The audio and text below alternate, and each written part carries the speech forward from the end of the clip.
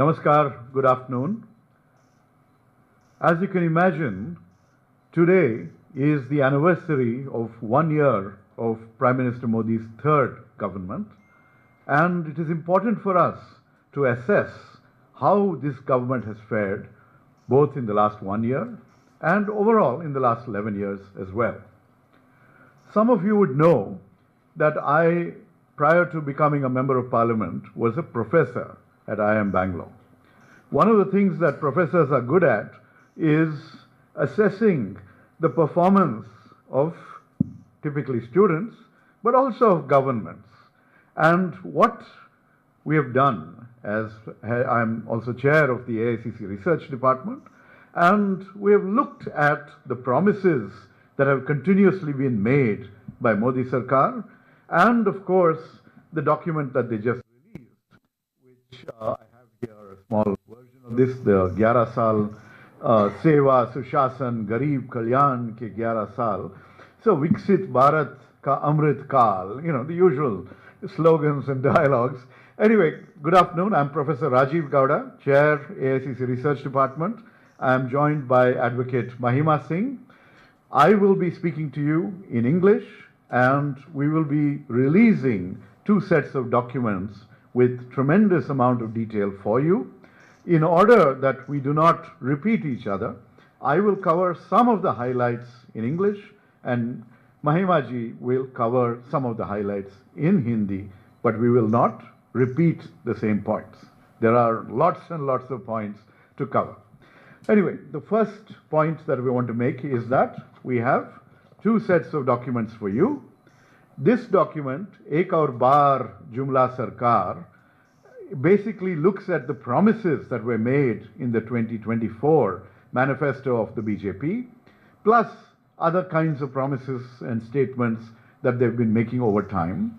And this document, 11 Saal Jhute Vikas Ke Waade, is a detailed expose of the hollow promises, of the hollow track record, of the false statements that are highlighted in the BJP's report card that was just released. So what are we talking about? Well, if you take a look at this 11 Saal document of the BJP, one of the first themes that they highlight is about taking care of the poor and the marginalized. They are very happy that 81 crore people are getting free fruit grains under the Pradhan Mantri Garib Kalyan Anna Yojana. We are also happy that those who are otherwise deprived of food are getting some relief. But the basic point of hunger is a much larger crisis in India. And this crisis puts us at 105 out of 127 countries in the World Hunger Index. Now, what is the implication? Well, look at what this does to the children of India. Malnutrition is affecting our children in a very horrible way, crippling their growth and their future possibilities. Stunting, which is low height for their age, is at 35.5%. Wasting, which is low weight for height, is at 19.3%, and underweight is at 32.1%. That is, nearly a third of Indian children are suffering from malnutrition in this day and age when they talk about Viksit Bharat. Let us remind the Prime Minister that he has a duty to our children and their futures. They make another claim that they have created 4 times the Ekalavya residential schools since 2014. They've announced 700 plus schools, out of which 300 are still non-functional. Is it rocket science to set up and run a school? Especially when you're crowing about what you're doing for underprivileged communities and our tribals and Adivasis. Now, in terms of defense, one of the claims is that over 5,000 items have been added to the indigenization list. Well, sadly, 40% of the items listed for indigenization have not been indigenized as of now. India remains one of the top importers of defense rather than a producer and an exporter. If you look at mission mode DRDO projects, 23 out of 55 have been delayed.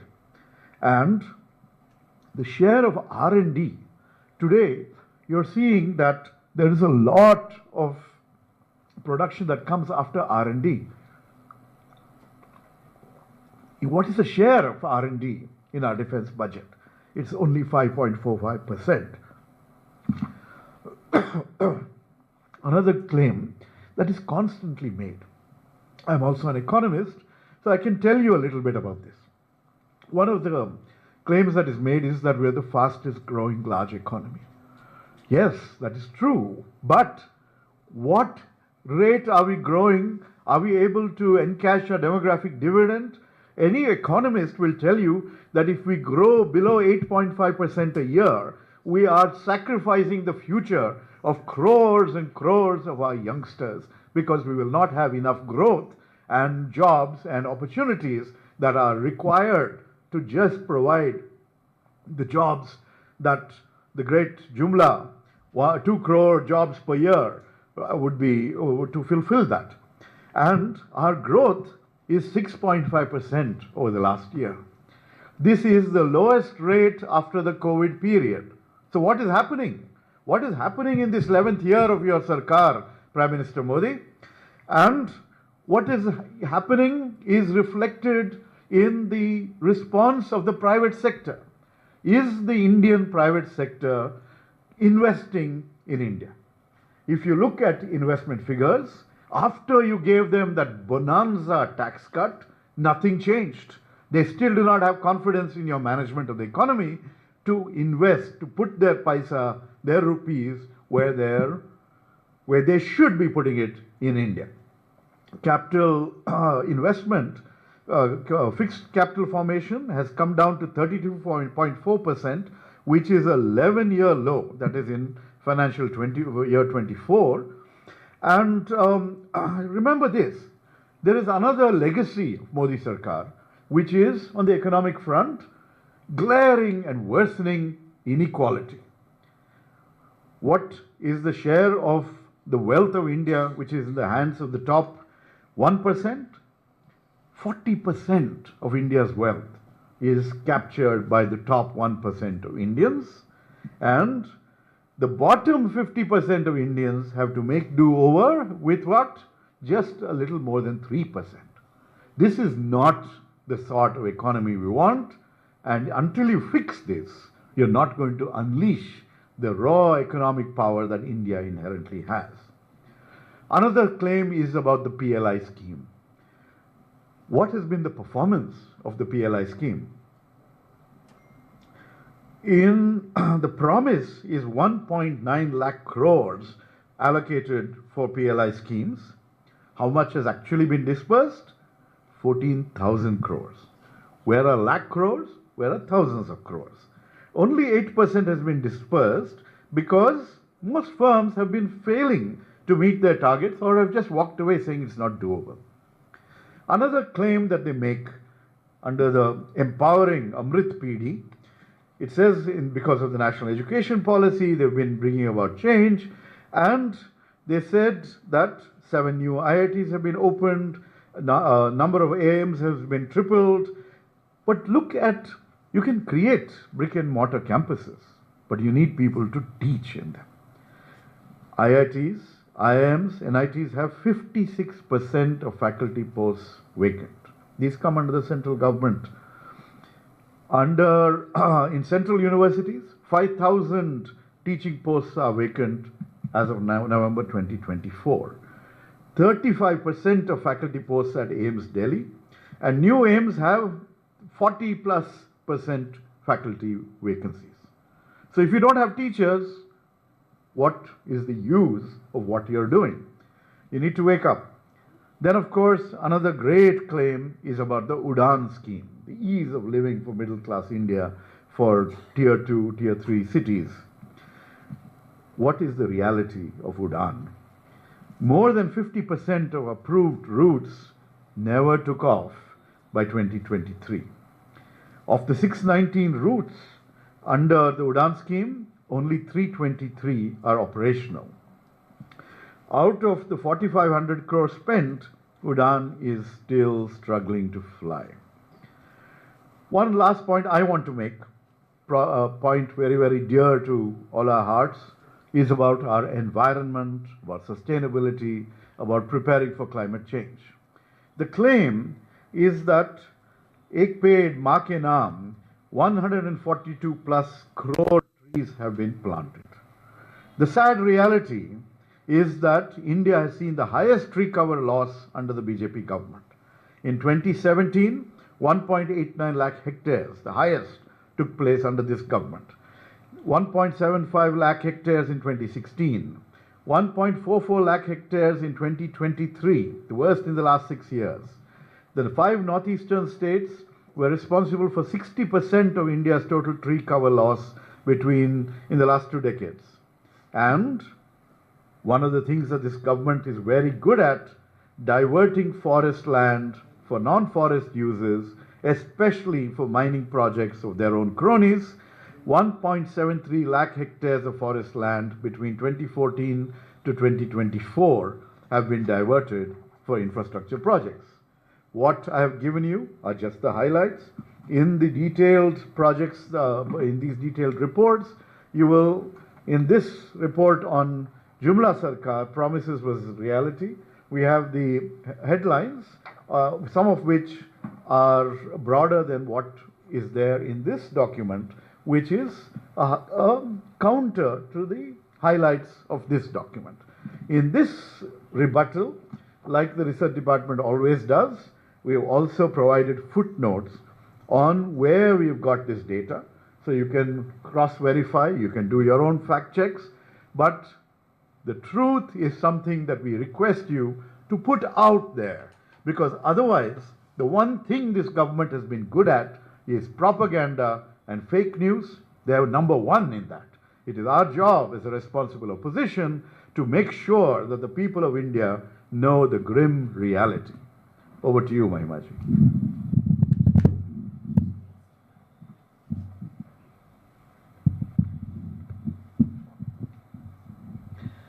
शुक्रिया doctor Gowda. जय हिंद, नमस्कार आप सभी को। आज 9 जून 2025 को 1 साल हो गया है प्रधानमंत्री नरेंद्र मोदी को तीसरी बार सरकार बनाए हुए। पिछले साल आज ही के दिन, आज ही की शाम, जहां एक तरफ प्रधानमंत्री नरेंद्र मोदी शपथ ले रहे थे, या पिछले 11 साल के जो सूरत हाल हैं इस देश में, ये भी कहा जा सकता है कि उनकी ताजपोशी हो रही थी, उस समय कश्मीर के रियासी के अंदर हमारे श्रद्धालु सह भारतीय भाई बहन आतंकवाद की भेंट चढ़ गए थे। तो सबसे पहले हाथ जोड़कर उनको श्रद्धांजलि देकर के अपनी बात शुरू करूंगी। तो आज हमने देखा कि कल से भाजपा में बड़ा जश्न का माहौल है। इन श्रद्धालुओं को, इन सह भारतीयों को श्रद्धांजलि देने की बात तो नहीं सुनाई देती, लेकिन एक 150 पन्ने की पुस्तिका ज़रूर सामने आई है, जिसमें 150 पन्नों में 11 साल का लेखा जोखा लिखा गया है। भाजपा का ट्विटर हैंडल उठा करके देखें तो नारी शक्ति के ऊपर बहुत बड़ी बड़ी बातें हो रही हैं। नारी शक्ति वंदन अधिनियम के ऊपर इस तरह से दावा ठोका जा रहा है जैसे वो तो लागू ही हो चुका है। 33% आरक्षण मिल चुका है महिलाओं को, जबकि सत्य कुछ और है। सत्य ये है कि डिलिमिटेशन के बाद लागू करने की बात है, और वो सेंसस के बाद होना है, जनगणना के बाद होना है। जातीय जनगणना के ऊपर भाजपा सरकार का यू टर्न अभी हमने देखा ही है, लेकिन सवाल ये खड़ा होता है कि जब 2021 में जनगणना को टालने के लिए बहाना बनाया गया कोविड का, तब उसके बाद G20 भी कराया गया, देश में बड़े बड़े इवेंट्स कराए गए, एक बड़ा चुनाव भी हो गया, लेकिन जनगणना का हमने कहीं नाम भी नहीं सुना। आज JP नड्डा जी ने 12 बजे प्रेस कॉन्फ्रेंस किया, उसमें बड़े बड़े दावे ठोके। इस बार वैसे आप लोगों ने भी शायद देखा होगा, आंकड़े भी कुछ मंद हैं और वृतांत भी कुछ फीका है। जो भाजपा का नैरेटिव है, जिसके दम पर भाजपा पिछले 11 साल से खेलती आई है, उस बुकलेट को हमने बड़े ध्यान से देखा, जो अभी डॉक्टर गौड़ा ने आप सभी को दिखाई, कि इस कि रंगीन पन्नों के अंदर आपको ना तो आंकड़े मिलेंगे और इस बार तो वृतांत भी बहुत कमजोर मिलेगा।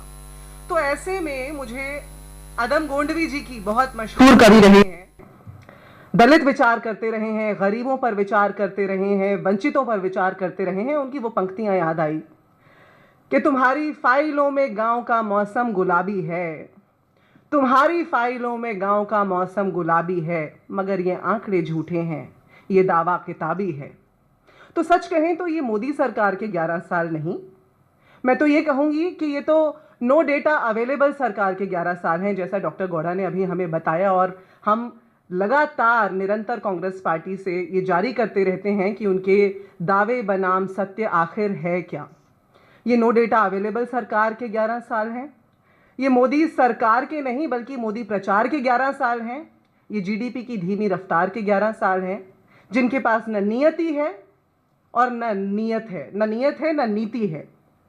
ये भाजपा के मिस्ड कॉल वाले विस्तार के 11 साल भी हैं, ये कवर अप के 11 साल भी हैं, ये जवाबदेही के इंतजार के 11 साल भी हैं। और अगर आज आप किसी गरीब, पिछड़े, वंचित से पूछेंगे, दलित से पूछेंगे, वो कहेंगे सच कहें तो बेकार के 11 साल हैं।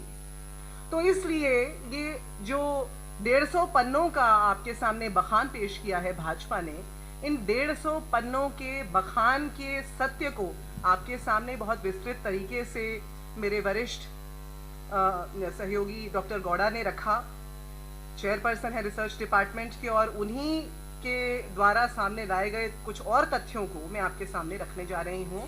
मगर उससे पहले इतना जान लें कि पिछले 11 साल में मोदी सरकार ने कुल मिलाकर के 906 स्कीमों को देश के सामने घोषित किया। पिछले 11 साल के जो बजट सत्र हुए 906 स्कीमें आपके सामने लाई गई। लेकिन क्या आप जानते हैं कि 906 स्कीमों में से 71% स्कीमें इसलिए 71% 71% स्कीमें इसलिए फेल हो गई क्योंकि वो अंडर फंडेड रही, क्योंकि जो बजट आवंटित किया गया उसके मुकाबले जो बजट इस्तेमाल किया गया उसमें बहुत बड़ा गैप था। और ज़्यादातर जो बजट था, जैसा आपको डॉक्टर गौड़ा ने डिफेंस बजट के बारे में भी एक जिक्र यहाँ पर किया, वो वापस किया गया, वो अनयूज्ड, उसको बिना इस्तेमाल किए उसको वापस दे दिया गया। यानी कि जुमला सरकार का सत्य, पहला सत्य ये कि एक तरफ घोषणा करते हैं और अपनी ही घोषणाओं को रीपैकेज करके पेश करते रहते हैं, कांग्रेस सरकार की ही नहीं, अपनी ही घोषणाओं को भी हर साल नए रूप में ले आते हैं, old wine in new bottle जैसा अंग्रेजी में कहा जाता है। तो इसी बात को आगे लेकर जाते हुए और आपको कुछ और आंकड़े बताते हुए उन्हीं की पुस्तिका से हमने जो टाइटल्स उठाए हैं, सबसे पहला तो देखिए उन्होंने कहा कि किसानों के कल्याण को सुनिश्चित किया है मोदी सरकार ने पिछले 11 साल में। उनका दावा है, भाजपा का, जेपी नड्डा जी का, मोदी जी का दावा है, पीएम किसान लाभार्थियों को उन्होंने 4.25 लाख 3.7 लाख करोड़ रुपए वितरित किए। अब इसकी हकीकत क्या है वो जरा जान लीजिए। और जैसा आपको बताया गया है बुकलेट के अंदर रिसोर्सेज भी हैं जहां से हमने ये मटेरियल, ये तथ्य ये आपके सामने रखे हैं।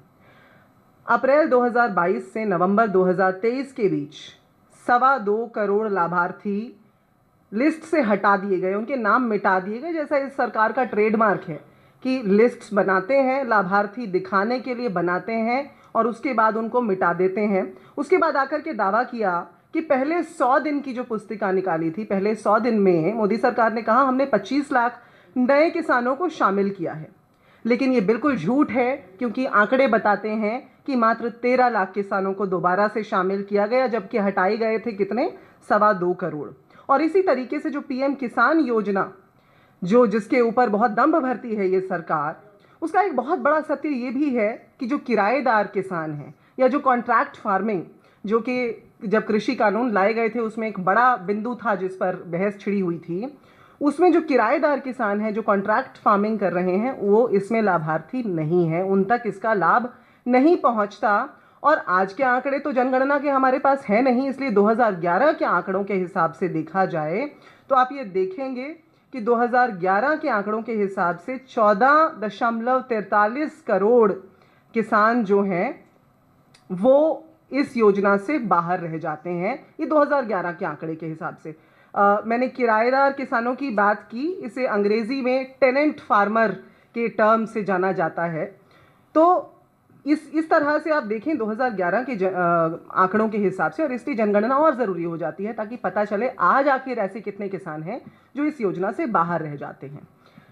इसी प्रकार से नारी शक्ति के लिए नया जोश का बहुत बड़ा एक नया नैरेटिव आपके सामने पेश किया गया, रंगीन पन्नों में परोस करके, जिसकी सच्चाई मैंने आधी तो आपको बता दी कि नारी शक्ति वंदन अधिनियम हो या वो पीएम मातृत्व वंदना योजना हो, ये जितनी योजनाएं हैं इनका यदि आप सत्य पता करने जाएंगे तो आप देखेंगे कि जो डेटा ये पेश कर रहे हैं आपके सामने वो कितना झूठा है।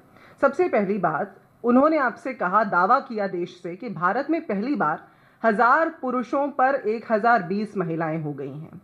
जो सेक्स रेशो है उसको उन्होंने बढ़ा चढ़ाकर पेश करते हुए कहा कि 1000 पर 1020 महिलाएं हो गई। अब जनगणना तो हुई नहीं, एक सर्वे कराया गया। उस सर्वे के अंदर जो मेथडोलॉजी रखी गई वो कुछ इस प्रकार से रखी गई कि उसमें जो सवाल पूछे गए, जिस तरह से पूछे गए, मसलन आपसे आपके घर आकर पूछा गया कि पिछली रात आपके घर में कितने पुरुष और महिलाएं थीं।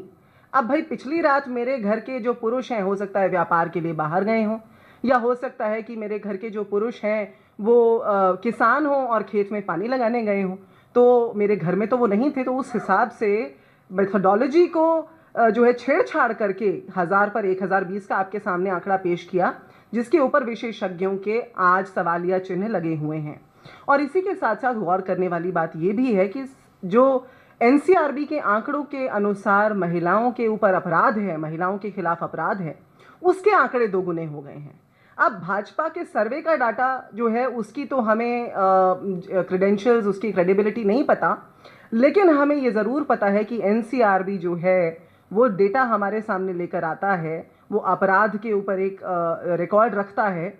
उसको देखते हुए ये माना जा सकता है कि 2012 में जो लगभग 2.5 लाख मामले दर्ज हुआ करते थे महिलाओं पर अपराध के, वो 2022-23 में बढ़कर के लगभग 4.5 लाख हो चुके हैं। ये बहुत चिंता का विषय है और इसके ऊपर मोदी सरकार को ज़रूर उत्तर देना चाहिए, क्योंकि सत्य ये है।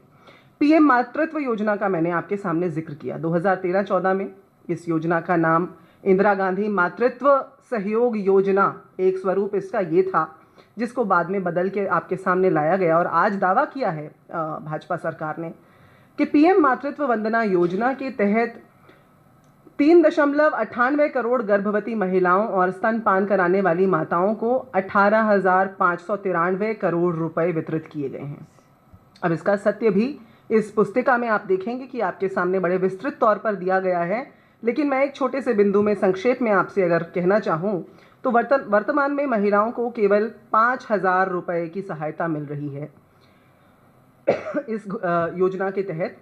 जो राष्ट्रीय खाद्य सुरक्षा अधिनियम जिसे कांग्रेस पार्टी 2013 में लाई थी, उसके बलबूते पर हम 6,000 की सहायता प्रदान करते थे, आज उसे घटा करके 5,000 कर दिया है। और ये जो लाभ है आज की योजना के मुताबिक सिर्फ पहली संतान तक ही स्त्री को मिलता है, यानी कि उसके बाद जो महिला के पोषण संबंधी जो ज़रूरतें हैं और आर्थिक कमज़ोरियों के चलते जो उनकी अनदेखी होती है, वो अनदेखी बरकरार है। और इस सरकार की जो स्कीम्स हैं, जैसा पहले मैंने आपसे बताया, वो हाथी के दांत खाने के और दिखाने के और करते हुए वो इस तरह से उसको घुमा फिरा करके जो मिल रहा है वो कुछ और, आपको बताया जा रहा है वो कुछ और है। इसके बाद एक बहुत बड़ा दावा जो भारतीय जनता पार्टी और प्रधानमंत्री नरेंद्र मोदी बार बार करते रहे हैं, और शुरुआत से startup India, stand up India करके स्कीम्स चलाई थी, बहुत सारी इंडिया इंडिया करके स्कीम्स चलाई थी, और डिजिटल इंडिया, स्किल इंडिया, खेलो इंडिया।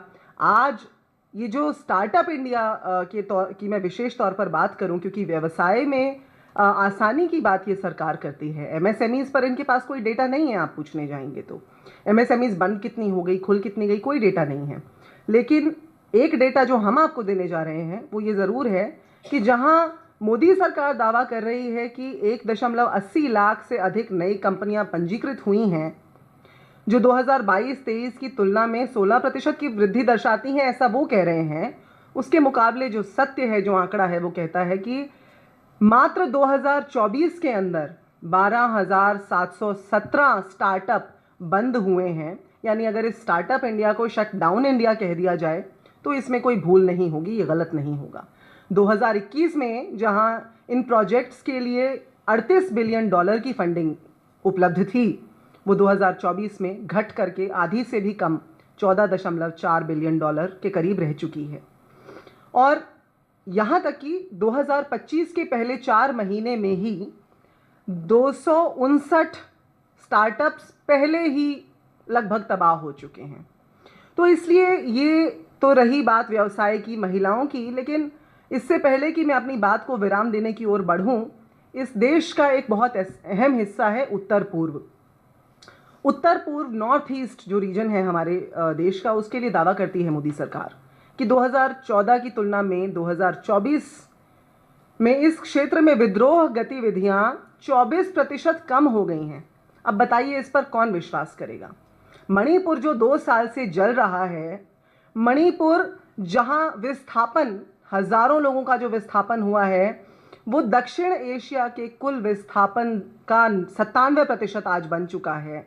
जहां अभी कल परसों में ताज़ी हिंसा हुई है, राष्ट्रपति शासन लग चुका है, जहां के विधायकों ने तमाम कोशिशें की प्रधानमंत्री से मिलने की, लेकिन प्रधानमंत्री ने 1 मिनट नहीं दिया उन्हें। उस मणिपुर को जलता हुआ छोड़ करके यहाँ पर ये नॉर्थ ईस्ट की डेवलपमेंट करने का दावा करते हैं, वहाँ विकास करने का दावा करते हैं। और ये दावा, जैसा मैंने अदम गोंडवी जी के अंदाज में कहा था, ये दावा बिल्कुल किताबी है। रंग बेशक आप उस पर गुलाबी लगा दें, पर दावा किताबी है। और अंततः विरासत और विकास का एक बड़ा जुमला फेंका है इस पुस्तिका के अंदर। उसमें से भी मैंने जो एक बिंदु उठाना उचित समझा, क्योंकि इस समय सबसे ज़्यादा चर्चा में जो विषय है वक्फ संशोधन अधिनियम 2025 का, उस पर दावा करती है मोदी सरकार की संपत्तियों की पारदर्शिता, जवाबदेही और प्रशासन को केंद्रीकृत डिजिटलीकरण और एक मजबूत ऑनलाइन पोर्टल के माध्यम से बढ़ाता है उनका ये संशोधन, वो ऐसा कह रहे हैं। अब जहां हमारे प्रधानमंत्री अपने चुनावी भाषणों में मुगल मंगलसूत्र, ज़्यादा औलादों वाले लोग, इस तरह की बातें इस्तेमाल करते हैं, वहाँ उनकी इस बात पर कौन विश्वास करेगा भला। और इसमें और तमाम जो तथ्य हैं, वक्फ बाय यूज़र के ऊपर सवाल था, क्यों वक्फ के अंदर जो है दूसरे धर्मों के लोगों को लाने की बात हो रही है, जब दूसरे धर्मों के बोर्ड्स के अंदर जो है हम इस्लाम के लोगों को शामिल नहीं करते। तो ऐसे में बहुत सारे प्रश्न जो खड़े थे, आज सर्वोच्च न्यायालय ने इस पर अपना जजमेंट रिजर्व किया हुआ है। इस पर बहुत ज़्यादा न जाते हुए उनके दावे का खंडन ज़रूर हम कर देना चाहते हैं। और इससे पहले कि मैं अपनी बात को विराम दे के आप लोगों के लिए प्रश्नोत्तरी के लिए आमंत्रित करूं, मैं बस इतना कहना चाहती हूं कि ये जो लिखा है सेवा, सुशासन, गरीब कल्याण, ये तीनों जो बातें हैं, ये तीनों बातें वो व्यक्ति जो अपना सीना ठोक करके संसद में कहता हो एक अकेला सब पे भारी, वो व्यक्ति जिनकी देख रेख के अंदर 18 महीने में 4 बार आतंकवादियों ने हमला कर दिया हो और वो आतंकवादी आज भी खुले घूम रहे हों, वो व्यक्ति जो अमेरिका में बैठे हुए थे और उनकी देखरेख में वहाँ पर बैठे हुए वो राष्ट्रपति के साथ बात कर रहे हैं, और यहाँ अमेरिकी सेना के विमान पर विमान उतर रहे हैं और 600 से ज़्यादा भारतीयों को वहाँ से यहाँ पर वापस अपमानित करके, बेड़ियाँ बांध करके, गौ मांस खिला करके, बीफ खिला करके उनको हमारे देश में अपमानित करके उतारा गया। एक ऐसे व्यक्ति जो गरीब के कल्याण की बात तो कर रहे हैं, मगर जब नमस्ते ट्रंप किया तो गुजरात में ऊंची सी दीवार बना दी गरीब इलाकों के पास में। जब G20 किया तो दिल्ली में हरे पर्दे लगा दिए उन इलाकों में जहां पर गरीबों का इलाका है। ये सेवा की बात कर रहे हैं, ना इनमें समर्पण का भाव है, ना इनमें लोगों से संवाद करने की इच्छा शक्ति है। ये सुशासन की बात कर रहे हैं जिसके लिए समभाव और शिष्टाचार आवश्यक है। तो इसलिए एक अकेला सब पे भारी के ये जो 11 वर्ष हैं, जिन्होंने पिछले वर्ष यू टर्न लेकर के सर्वसम्मति में नया पैकेज करके हम सबके सामने पेश करने की जो है एक असफल कोशिश की, मैं कहूँगी, क्योंकि देश का विश्वास उठता जा रहा है, उनसे हम अंततः ये ज़रूर कहना चाहेंगे कि आज भी भारत की 140 करोड़ जनता यही विश्वास करती है कि सत्यमेव जयते और डरो मत। जय हिंद। अब आप अपने प्रश्न पूछिए।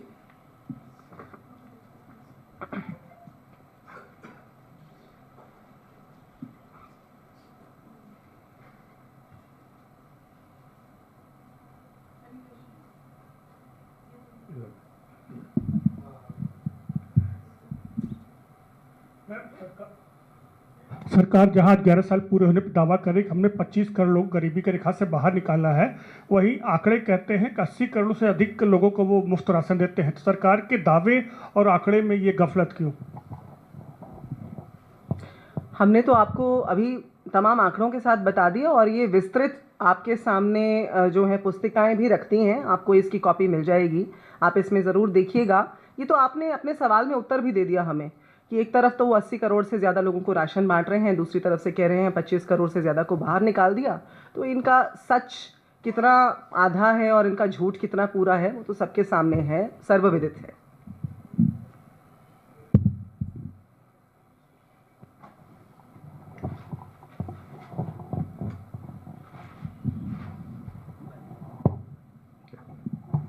Thank you.